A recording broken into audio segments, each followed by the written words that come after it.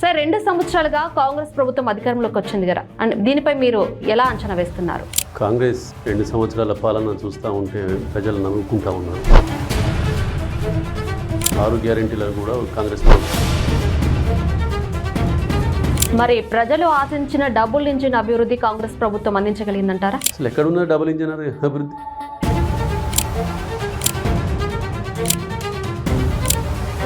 రేవంత్ రెడ్డి గారి పాలనలో ఏం జరుగుతుంది అసలు రాష్ట్రంలో? మరి మీరు బీఆర్ఎస్ నాయకుడిగా చూస్తే కాంగ్రెస్ పాలనలో అంటే ఏం ఆశిస్తున్నారు? ఇప్పుడు ప్రస్తుత ముఖ్యమంత్రిపై మీ అభిప్రాయం ఏంటి అసలు? ప్రస్తుత ముఖ్యమంత్రి ఎన్నికల ముందు ఎన్నో అబద్ధాలు చెప్పి గద్దెనెక్కిన ముఖ్యమంత్రి. వచ్చే ఎన్నికల్లో బీఆర్ఎస్ అధికారంలోకి వస్తుందని మీకు అంతా? కేసీఆర్ గారు 14 సంవత్సరాలు తెలంగాణ కోసం పోరాడి రాష్ట్రాన్ని తెచ్చిన నాయకుడు. 10 సంవత్సరాలు ఈ రాష్ట్రం వివిధ రంగాలలో రాష్ట్రాన్ని అభివృద్ధి తీసుకుపోయిన నాయకుడు. కేసీఆర్ గారు రావాలని కోరుతా ఉన్నారు.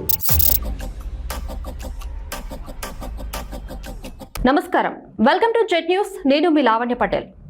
ఇప్పటికే తెలంగాణలో కాంగ్రెస్ ప్రభుత్వం అధికారంలోకి వచ్చి 2 ఏళ్లు పూర్తయింది.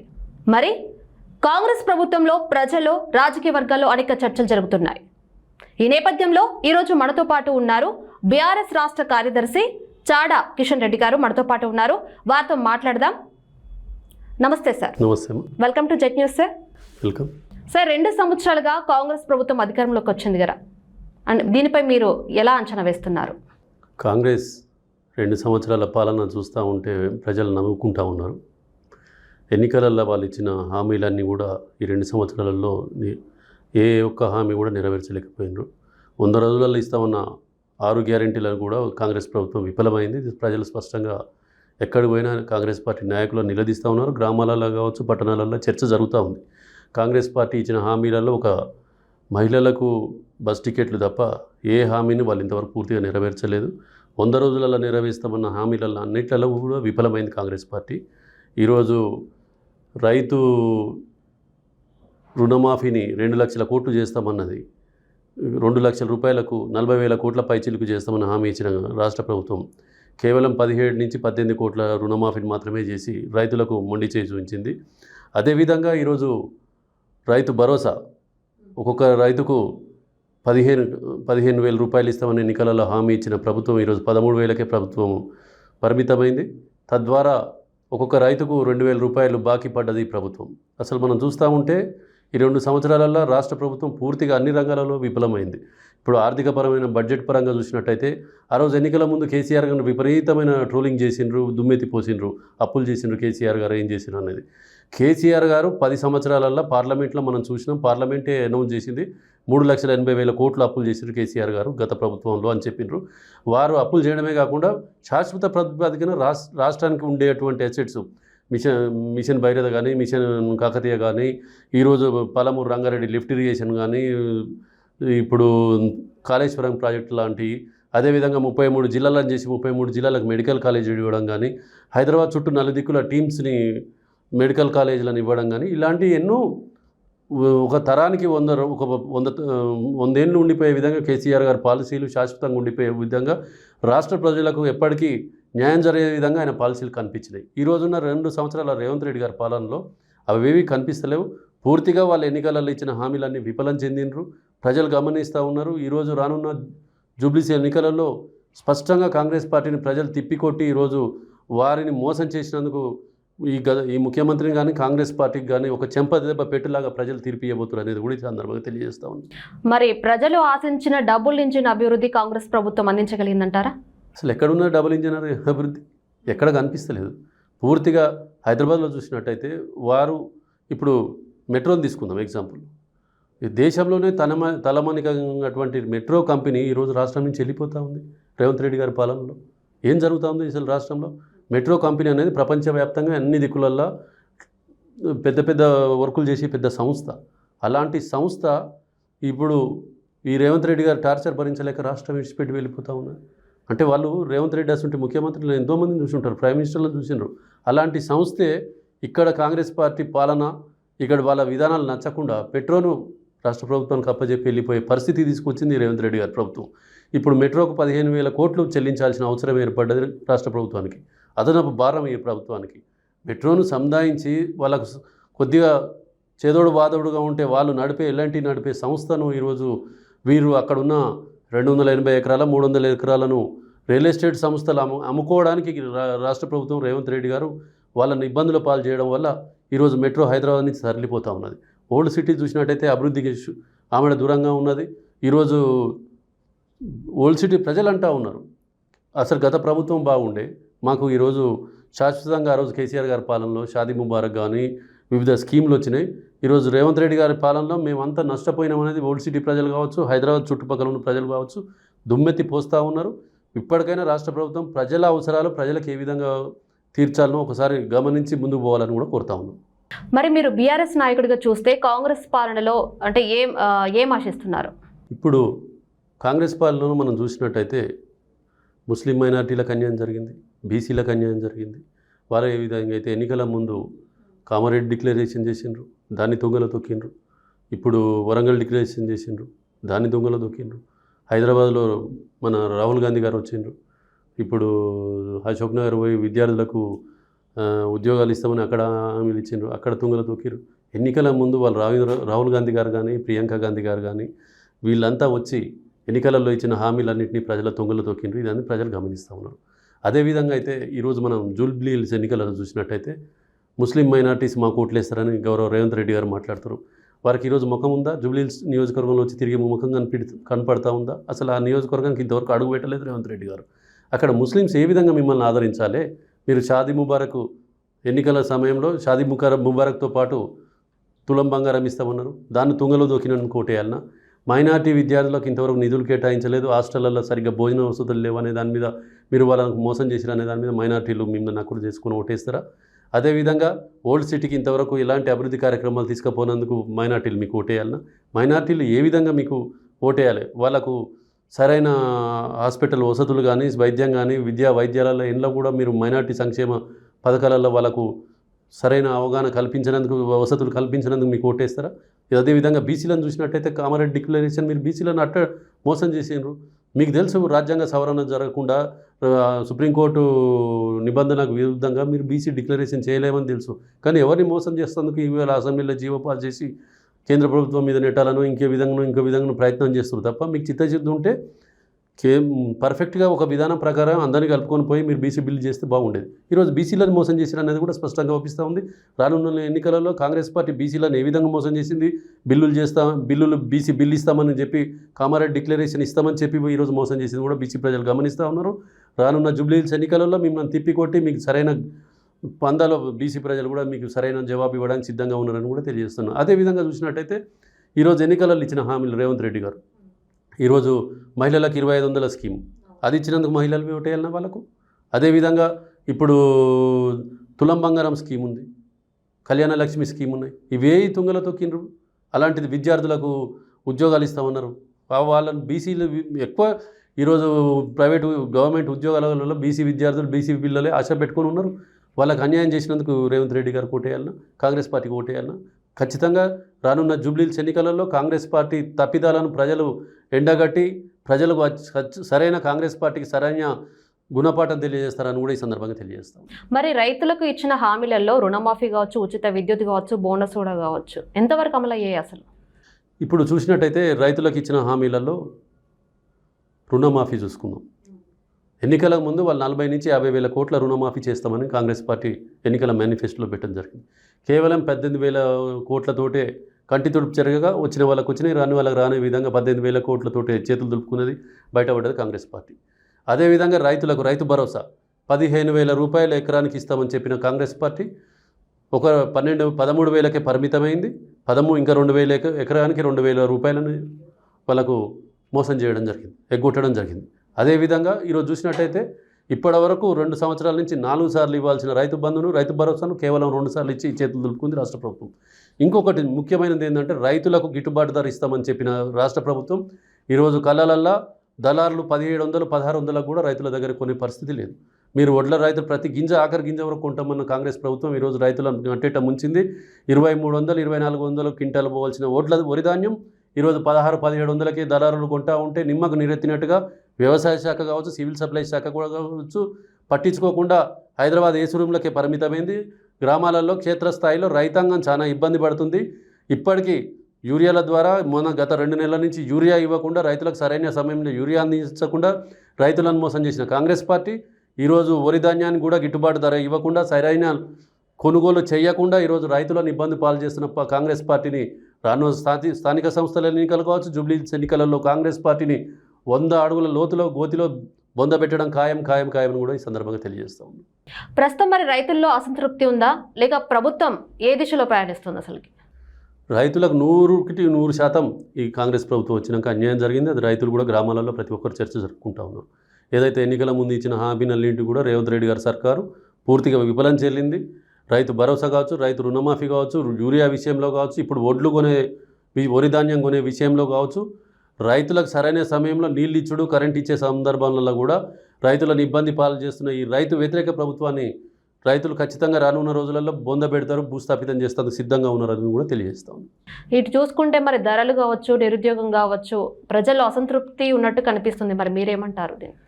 ఇప్పుడు ఆ రోజు కేసీఆర్ గారి మీద అభ్యుద్ధపు ప్రచారాల మీద మెట్టెక్కి ఈరోజు కాంగ్రెస్ పార్టీ అధికారంలోకి వచ్చింది. దాన్ని ప్రజలందరూ గమనిస్తూ ఉన్నారు. విద్యార్థులు, యువకులు అందరూ కూడా గమనిస్తూ ఉన్నారు.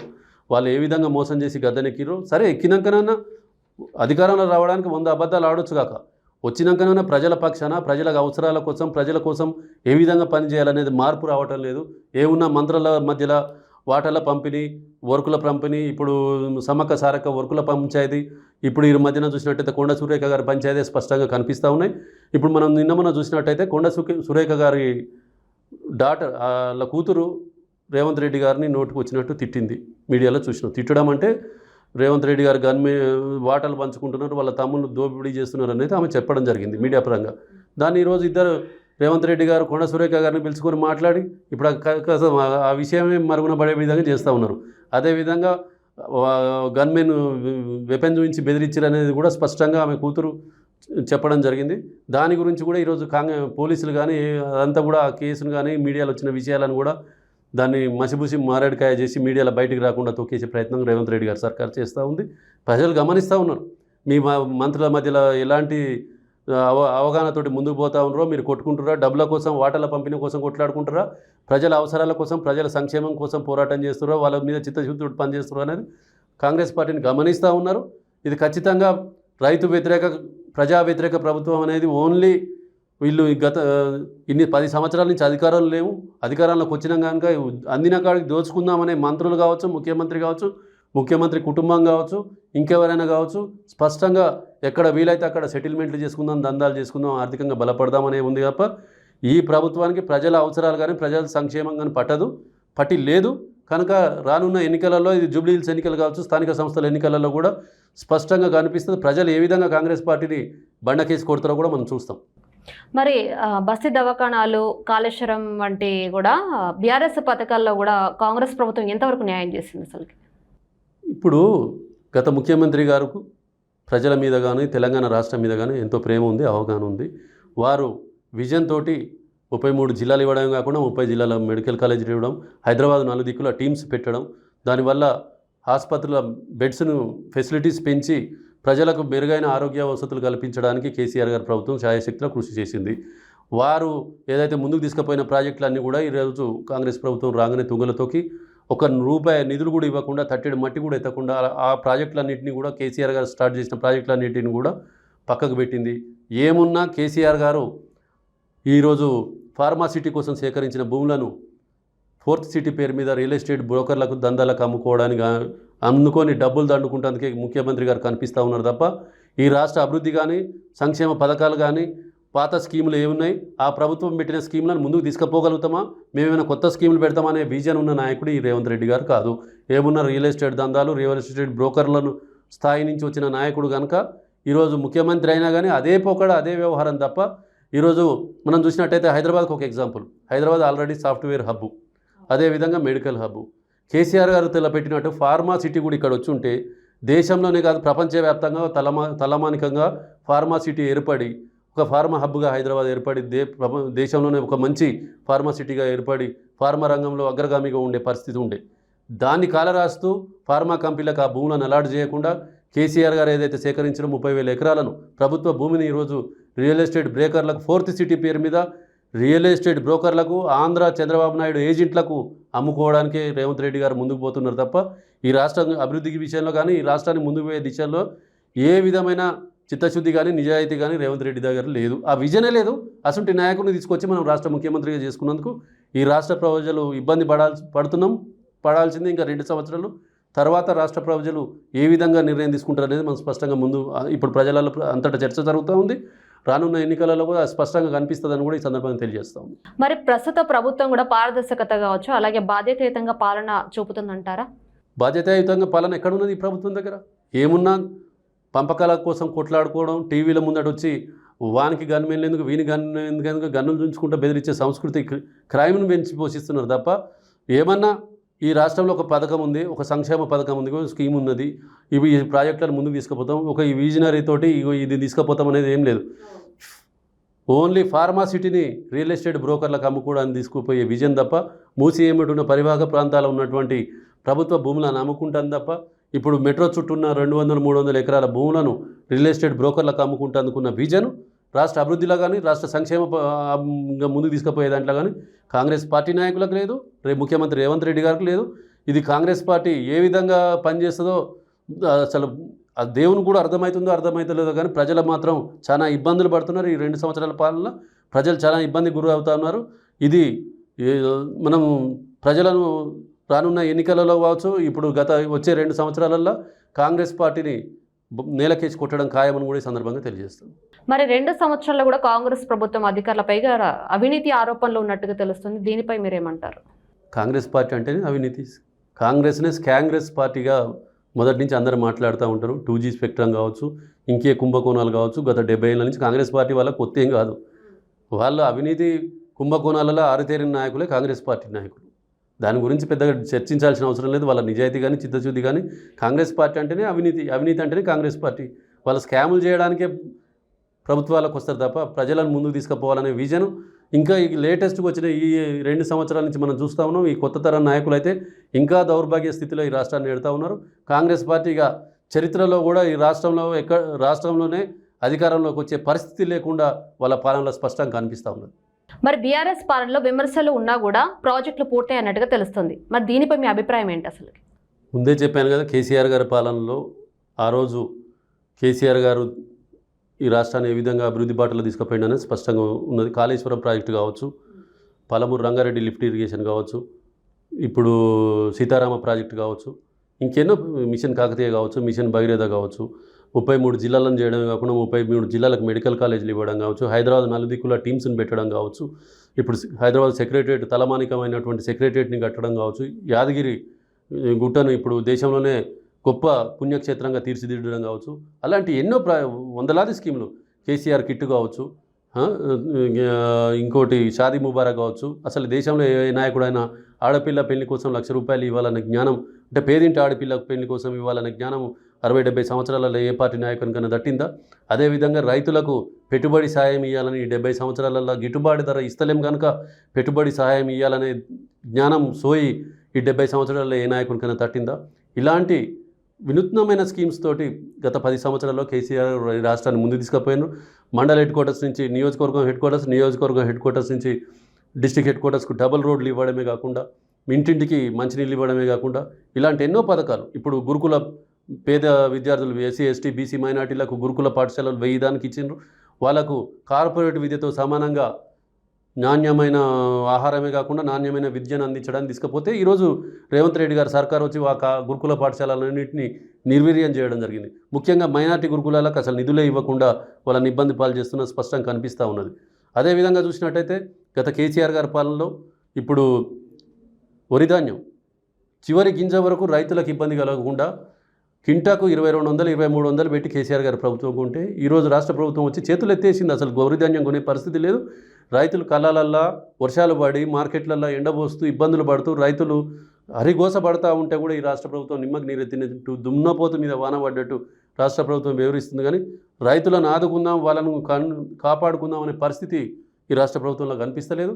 కేసీఆర్ గారు గత ప్రభుత్వం ఏ విధంగా రైతులను ఇబ్బంది పెట్టకుండా రైతులను కావచ్చు, రైతు కూలీలను కావచ్చు, పేదింటి ఆడపిల్లలను కావచ్చు, పేద విద్యార్థులను కావచ్చు ఈ రాష్ట్రాన్ని నలుదిక్కుల అభివృద్ధి పదంలో తీసుకుపోవడానికి కేసీఆర్ గారు ప్రయత్నించారు. ఒక ఎగ్జాంపుల్ చెప్తాను నేను. 2014 వరకు మన నల్గొండ జిల్లా అనేది వెనుకబడిన జిల్లా, ఒక almost all south Indian desert. ఆ రోజు నల్గొండ జిల్లాలో 4 లక్షల మెట్రిక్ టన్నులే 4 లక్షల టన్నులే వరిధాన్యం పండేది. ఈరోజు 40 లక్షల టన్నులు నల్గొండ జిల్లాలో వరిధాన్యం పండుతూ ఉంది. ఆల్మోస్ట్ ఆల్ భారతదేశంలో ఉన్న అన్ని జిల్లాల కంటే ఎక్కువ నల్గొండ జిల్లాలో ఈరోజు ఉభయ గోదావరి జిల్లాల కంటే కూడా ముందంజలో వరిధాన్యం పండించే దాంట్లో ముందంజలో ఉన్నది. సౌత్ ఇండియన్ డెజర్ట్గా ఉన్న నల్గొండ జిల్లా ఇక్కడ ఈరోజుకి ఈ 10 సంవత్సరాలలో వరిధాన్యం పండించే దాంట్లో దేశంలోనే టాప్ జిల్లాగా ఏర్పడ్డదంటే అది ఎవరి వల్ల? తొండి మాటలు, అబద్ధ మాటలు 100 మాట్లాడతారు. 70 సంవత్సరాలు కాంగ్రెస్, తెలుగుదేశం కావచ్చు, ఇంకే ఇతర ప్రభుత్వాల పాలనలో నల్గొండ జిల్లా వెనుకబడి ఉంది. ఈరోజు 10 సంవత్సరాల కేసీఆర్ పాలనలో హైయెస్ట్ ప్యాడీ ప్రొడక్షన్కి ఏ విధంగా పోయిందనేది కూడా ప్రజలు చర్చించుకుంటారు. ఫ్లోరిన్ తోటి ఉన్న జిల్లా ఈరోజు ఫ్లోరిన్ రహిత జిల్లాగా నల్గొండ జిల్లా కేసీఆర్ గారు అభివృద్ధి పదంలో తీసుకుపోవడం, ఫ్లోరిన్ రహిత జిల్లాగా 100% ఫ్లోరిన్ లేని జిల్లాగా చివరి ఆయకట్టు వరకు టైల్ ఎండ్ వరకు నీళ్ళు ఇచ్చిన జిల్లాగా ఈరోజు గతకి బీఆర్ఎస్ ప్రభుత్వం ఉంటే, ఈరోజు అది కాంగ్రెస్ ప్రభుత్వం వచ్చినాక ఆ జిల్లాలో ఉన్న ముఖ్య నాయకులు కావచ్చు, మంత్రులు కావచ్చు, డబ్బులు దండుకోవడం, ఓట్లు దండుకోవడానికి డబ్బులు దండుకొని సంపాదించుకుంటారు తప్ప ప్రజల సంక్షేమ అభివృద్ధి పథకాల మీద అసలు పట్టించుకొని ప్రభుత్వాలు స్పష్టంగా చూస్తూ ఉన్నాము. అంటే బీఆర్ఎస్ పార్టీగా కాంగ్రెస్ పాలనలు ఎక్కడ విఫలమైందని మీరు ప్రజలకు చెప్పాలనుకుంటున్నారు? కాంగ్రెస్ పాలన అనేది పూర్తిగా అన్ని రంగాలలో విఫలమైంది. ముఖ్యంగా ఈరోజు రాష్ట్ర ప్రభుత్వం బడ్జెట్ దగ్గర నుంచి తీసుకుంటే, సంక్షేమ పథకాల వరకు తీసుకుంటే, ఏ రంగంలో కూడా విద్యా రంగంలో కూడా నిధులు ఇవ్వలేదు, ఫెయిల్యూర్ అయింది. ఇప్పుడు అభివృద్ధి పథకాలలో పాతగా వర్క్ చేసిన కాంట్రాక్టర్లకు ఇంతవరకు బిల్లులు పే చేయలేదు.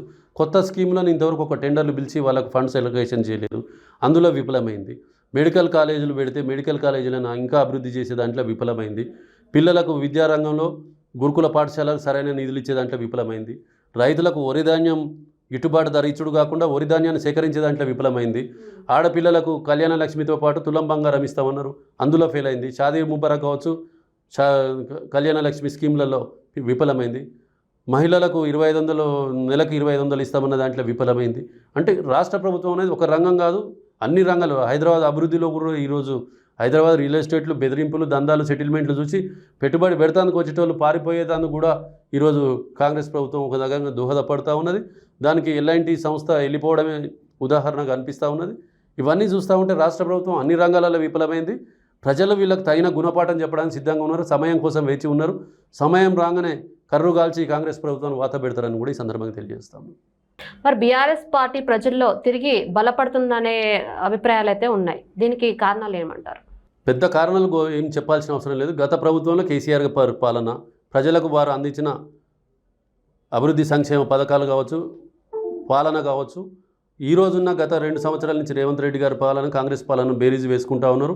కేసీఆర్ గారు ఉంటే బాగుండేది. ఈ సందర్భంగా ఈ వర్షాలు పడే కాలంలో రైతులకు దగ్గరుండి వరిధాన్యం కొనేటోడు, ఖచ్చితంగా రైతు భరోసా ఇప్పటికీ 4 సార్లు ఇచ్చే రైతు భరోసాను 2 సార్లు ఇచ్చిండ్రు, రైతులకు అట్లా మోసం చేసిండ్రు. అదేవిధంగా వైద్యరంగం కావచ్చు, విద్యారంగం కావచ్చు, గత ప్రభుత్వంలో కేసీఆర్ గారి పాలన, ఈరోజు 2 సంవత్సరాల నుంచి దోపిడీ కాంగ్రెస్ పాలనను బేరీజు వేసుకుంటూ ఉన్నారు. పూర్తి స్థాయిలో కాంగ్రెస్ పార్టీ విఫలమైంది కనుక బీఆర్ఎస్ వస్తేనే కేసీఆర్ గారే మళ్ళీ రావాలని కూడా గ్రామాల్లో ప్రజలందరూ కోరుతూ ఉన్నారు. చర్చ జరుగుతూ ఉన్నది. ఇప్పుడు జూబ్లీహిల్స్ ఎన్నికలలో కూడా చర్చ జరుగుతుంది. మళ్ళీ కేసీఆర్ గారే రావాలి, అట్లయితేనే అభివృద్ధిలో హైదరాబాద్ ముందంజలో ఉంటుంది అనేది కూడా ప్రజలు చర్చించుకుంటూ ఉన్నారు. ఇది రానున్న ఎన్నికలలో కావచ్చు, రానున్న కాలంలో స్పష్టంగా కనిపిస్తుంది. కేసీఆరే మా నాయకుడు, కేసీఆర్ గారే ఈ రాష్ట్రానికి దిక్కు అనే విధంగా ఈరోజు ప్రజలు చర్చించుకుంటూ ఉన్నారు. కేసీఆర్ గారు రాక కోసం మళ్ళీ ఎదురు చూస్తూ ఉన్నారని కూడా ఈ సందర్భంగా తెలియజేస్తా ఉన్నాను. కేటీఆర్, హరీష్ రావు లాంటి నాయకులు మళ్ళీ ప్రజలతో సన్నిహితంగా ఉంటున్నారు. ఇది ఎన్నికలకి ఏమైనా సంకేతం అంటారా? ఇప్పుడు ఈ రాష్ట్ర ప్రభుత్వానికి మేము సరైన సమయం 2 సంవత్సరాలు ఇచ్చినాం. ఈ పార్టీ బీఆర్ఎస్ పార్టీ వారు వేచి చూసినాం, వీళ్ళల్లో మార్పు వస్తుందా, పాలన ఏ విధంగా చూస్తారనేది. ఈరోజు మా కేటీఆర్ గారు కావచ్చు, గౌరవ హరీష్ రావు గారు కావచ్చు, ఈరోజు ప్రజలకు పోయేది కంబైన్డ్గా పోయినా కలిసిపోయినా మా పార్టీ నాయకులు కేసీఆర్ గారు ఏది ఆదేశిస్తే అదే హరీష్ రావు గారు, కేటీఆర్ గారు చేస్తారు, ప్రజలలో పోయి పనిచేస్తారు. ఇప్పుడు ప్రజలలో పోయి కూడా క్షేత్రస్థాయిలో పోయే నాయకులు వాళ్ళు ఏ విధంగా ఎందుకు పోతూ ఉన్నారంటే, ప్రజల సమస్యలను తెలుసుకొని ప్రభుత్వాన్ని ప్రశ్నిస్తాం. ప్రజలకు ఏదైతే ఇబ్బందులు ఉంటాయో వాటిని ప్రభుత్వం దృష్టికి తీసుకుపోయి ప్రతిపక్ష పాత్ర ప్రజలు ఏదైతే బీఆర్ఎస్ పార్టీకి ఇచ్చారో ప్రతిపక్ష పాత్రను సవ్యంగా పోషించడానికి మా కేటీఆర్ గారు కావచ్చు, హరీష్ రావు గారు కావచ్చు ప్రజలకు పోతూ ఉన్నారు. వారు ప్రజల సమస్యల మీద గలమెత్తుతారు. స్పష్టంగా ప్రజలకు రావాల్సిన వచ్చేంతవరకు, వారి సమస్యలు తీరేంతవరకు ప్రజాక్షేత్రంలో ఉండి పోరాటం చేస్తారు. దానివల్ల బీఆర్ఎస్ పార్టీ వైఖరిని ప్రతిపక్షంగా ప్రజలు ఇచ్చిన మా పాత్రను 100% పోషిస్తూ రాష్ట్ర ప్రభుత్వాన్ని నిలదీయడమే బీఆర్ఎస్ పార్టీ ప్రస్తుత కర్తవ్యం. అదే పాత్రను మా హరీష్ రావు గారు, కేటీఆర్ గారు పోషిస్తూ ఉన్నారు. మరి బీఆర్ఎస్ పార్టీ మళ్ళీ వస్తే మీరు మొదటగా దృష్టి పెట్టడం ఏ అంశంగా దృష్టి పెడతారు? బీఆర్ఎస్ పార్టీ మళ్ళా వస్తే మాకు గౌరవ కేసీఆర్ గారు విజనరీ లీడరు, తెలంగాణ ఉద్యమాన్ని 14 సంవత్సరాలు పోరాటం చేసి ఈ రాష్ట్రాన్ని తీసుకొచ్చిన నాయకులు, 10 సంవత్సరాలు ఈ రాష్ట్రాన్ని దిగ్విజయంగా దేశంలోనే అగ్రగామిగా తీసుకుపోయిన నాయకులు కేసీఆర్ గారు. ఈరోజు గత ప్రభుత్వం మేము చేపట్టిన ప్రాజెక్టులు కావచ్చు, ఈరోజు ఈ ప్రభుత్వం విఫలమైన ప్రాజెక్టులన్నింటినీ కూడా ఆ రోజు వచ్చే ప్రభుత్వం ఖచ్చితంగా సమీక్షించి ప్రజలకు ఏ విధంగా న్యాయం జరుగుతో ఆయా అంశాల మీద, ప్రతి అంశం మీద, విద్య, వైద్య, నీటిపారుదల ప్రతి రంగంలోనూ ప్రజలకు ఏ విధంగా న్యాయం జరగం ఆ విధంగా స్కీములన్నిటి మీద కూడా ఆ రోజు ప్రభుత్వం ముందుకు తీసుకుపోతుంది. దాన్ని ఇదే ముందస్తుగా మాట్లాడాల్సిన అవసరం లేదు. ప్రజలు ఆల్రెడీ గత 10 సంవత్సరాల ప్రభుత్వాన్ని చూసిండ్రు. ఈరోజు కాంగ్రెస్ పార్టీ వైఫల్యాన్ని చూస్తారు కనుక రానున్న కాలంలో కేసీఆర్ గారే కావాలని ప్రజలు కోరుకుంటారు. వాళ్ళ ఆశలను ఏ విధంగా కేసీఆర్ గారు ముందుకు తీసుకుపోతారు అనేది ప్రజలకు తెలుసు. రానున్న ఎన్నికల తర్వాత స్పష్టంగా తెలుస్తుంది. మరి వచ్చే ఎన్నికల్లో బీఆర్ఎస్ అధికారంలోకి వస్తుందని మీకు ఎంతవరకు నమ్మకం ఉంది? అసలు కేసీఆర్ గారు 14 సంవత్సరాలు తెలంగాణ కోసం పోరాడి రాష్ట్రాన్ని తెచ్చిన నాయకులు, 10 సంవత్సరాలు ఈ రాష్ట్రంలో వివిధ రంగాలలో రాష్ట్రాన్ని అభివృద్ధి తీసుకుపోయిన నాయకులు.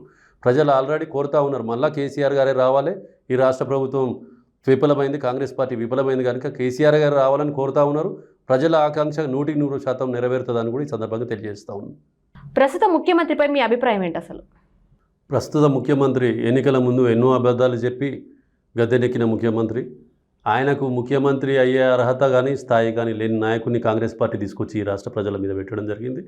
ఏమున్నా అబద్ధాలు చెప్పడం, రియల్ ఎస్టేట్ దందాలు చేసే నాయకుడు, అటువంటి నాయకుడిని పట్టుకొచ్చి అబద్ధాల మెట్ల మీద నిచ్చెన మెట్లు ఎక్కిన నాయకుడిని పట్టుకొచ్చి ఈరోజు రాష్ట్ర ప్రజల మీద పెట్టడం ఏదైతే ఉందో ప్రజలు గమనిస్తూ ఉన్నారు.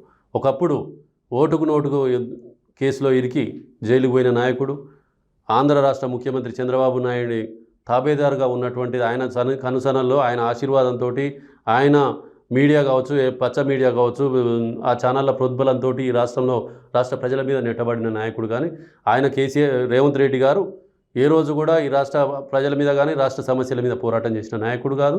ఆయన క్రెడిబిలిటీ అనేది ఏమున్నా చంద్రబాబు నాయుడు తాబేదారు శిష్యునిలాగానే ఉన్నది తప్ప ఈ రాష్ట్రాని కోసం ఉద్యమం కోసం పోరాటం చేసిన నాయకుడు కాదు, రాష్ట్రం కోసం పనిచేసిన నాయకుడు కాదు. ఈ రాష్ట్రంలో ఏ అంశం మీద కానీ ఆయనకు అవగాహన లేని నాయకుడు. ఇరిగేషన్ మీద కావచ్చు, విద్య మీద కావచ్చు, వైద్య రంగం మీద కావచ్చు, దేని మీద లేదు. ఓన్లీ మూటలు మోసే దాని మీదనే అవగాహన ఉన్న నాయకుడు రేవంత్ రెడ్డి గారు.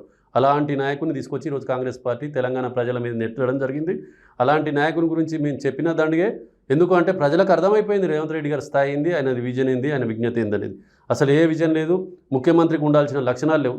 దేవుని అదృష్టం, దేవుని దయ వల్ల ముఖ్యమంత్రి గారు అయినాకనైనా వారి పందా మార్చుకుంటే బాగుండేది. కానీ అది ఏదీ లేదు. ఈరోజు కూడా నరుకుతాం, చంపుతాం, పేగులు మెడకేసుకుంటాం, లాగులలో తొండలిడుస్తామనే గలీజ్ భాష మాట్లాడుతున్న ముఖ్యమంత్రి ఇంతవరకు ఎక్కడ చూడలేదు. అసెంబ్లీ సాక్షికి కూడా అసెంబ్లీలో ప్రతిపక్షాల నోటికి వచ్చినట్టు చిల్లర మాటలు మాట్లాడుతున్న ముఖ్యమంత్రి తప్ప ప్రజలకు ఏ విధంగా తీసుకుపోదాం, విజనరీగా ఒక ఇష్యూ మీద, ఒక సమస్య మీద, ఇక విద్య, వైద్య, ఆర్థిక ఏ రంగం మీదనైనా అసెంబ్లీలో ప్రజల ముందు పెడదాం, దాన్ని ముందు తీసుకుపోదామనే అవగాహన సోయిలేని నాయకుడు రేవంత్ రెడ్డి గారు. అలాంటి నాయకుడికి ముఖ్యమంత్రి అయ్యే అర్హతే లేదు. కాంగ్రెస్ పార్టీ ప్రజల మీద రుద్దింది. ఇదే మాట ఎన్నికల ముందు రేవంత్ రెడ్డి గారు కావాలన్నా, కేసీఆర్ కావాలన్నా అంటే ఆ రోజు ప్రజలు కాంగ్రెస్ పార్టీకి చెత్తబూటలో ఎదురు కాంగ్రెస్ పార్టీని. వాళ్ళు ఏంది, కాంగ్రెస్ పార్టీ ప్రజలకు మోసం చేసింది. ఎన్నికల ముందు మేము కాంగ్రెస్ పార్టీ నాయకులం ఓట్లకు పోతామని చెప్పారు తప్ప ఇలాంటి దౌర్భాగ్యమైన వ్యక్తిని ముఖ్యమంత్రిగా చేస్తామని కాంగ్రెస్ పార్టీ హామీ ఇవ్వలేదు. ఇస్తే ఆ రోజే ప్రజలు నేలకేసి కొడుదురు. ఇది ప్రజలను నిలువెల్లా కాంగ్రెస్ పార్టీ మోసం చేయడం ఇది స్పష్టంగా అవుపిస్తూ ఉన్నది. కాంగ్రెస్ పార్టీలో కూడా ఎందుకనాలి కానీ సీనియర్ నాయకులు మంచోళ్ళు ఉన్నారు. వాళ్ళందరినీ 20-30 సంవత్సరాలు 40 సంవత్సరాల నుంచి కూడా కాంగ్రెస్ పార్టీలో పనిచేసిన నాయకులను కాదని మూటలు మోసి ఓటుకు నోటు కేసులో దొరికిన చంద్రబాబు నాయుడు ఏజెంట్ దొంగ సుంటోని తీసుకొచ్చి ముఖ్యమంత్రిగా కూర్చుండబెట్టినందుకు ప్రజలు నవ్వుతూ ఉన్నారు. ఇది కాంగ్రెస్ పార్టీ విలువను వాళ్ళే తీసుకున్నారు. ఇది చరిత్ర కాంగ్రెస్ పార్టీని క్షమించదు. ప్రజలకు మీరు ఈరోజు ముఖ్యంగా ఏం చెప్పాలనుకుంటున్నారు? మేము రాష్ట్ర ప్రజలకు ఒకటే చెప్పదలుచుకున్నాం. రానున్న జూబ్లీ హిల్స్ ఎన్నికలలో కావచ్చు, స్థానిక సంస్థల ఎన్నికలలో కూడా ఈ కాంగ్రెస్ పార్టీ ఏ విధంగా విఫలమైందో ఒకసారి గమనించండి. బీసీలను అన్యాయం చేసిన కాంగ్రెస్ పార్టీ, మైనార్టీలను అన్యాయం చేసిన కాంగ్రెస్ పార్టీ, నిరుద్యోగులను అన్యాయం చేసిన కాంగ్రెస్ పార్టీ, అదేవిధంగా ఈరోజు విద్య, వైద్య, ఆరోగ్య రంగాల్లో పూర్తి స్థాయిలో ఫెయిల్ అయిన కాంగ్రెస్ పార్టీని రానున్న ఎన్నికలలో భూస్థాపితం చేసి మళ్ళొక్కసారి రాష్ట్ర ప్రజలందరూ కేసీఆర్ గారి నాయకత్వమే కావాలని రెఫరెండంగా బీఆర్ఎస్ పార్టీకి ఓటేసి బీఆర్ఎస్ పార్టీని గెలిపించాలని ఈ జెట్ న్యూస్ తరఫున నేను ప్రజలను మరొకసారి కోరుతా ఉన్నాను. నమస్కారం చాడ కిషన్ రెడ్డి గారు, మీ విలువైన సమయాన్ని మాకు కేటాయించి మా ప్రేక్షకులతో మీ అభిప్రాయాన్ని పంచుకున్నందుకు నమస్కారం. Thank you. మరి తెలంగాణ రాజకీయాలు ఎలా మలుపు తిరుగుతాయో చూద్దాం. నమస్తే.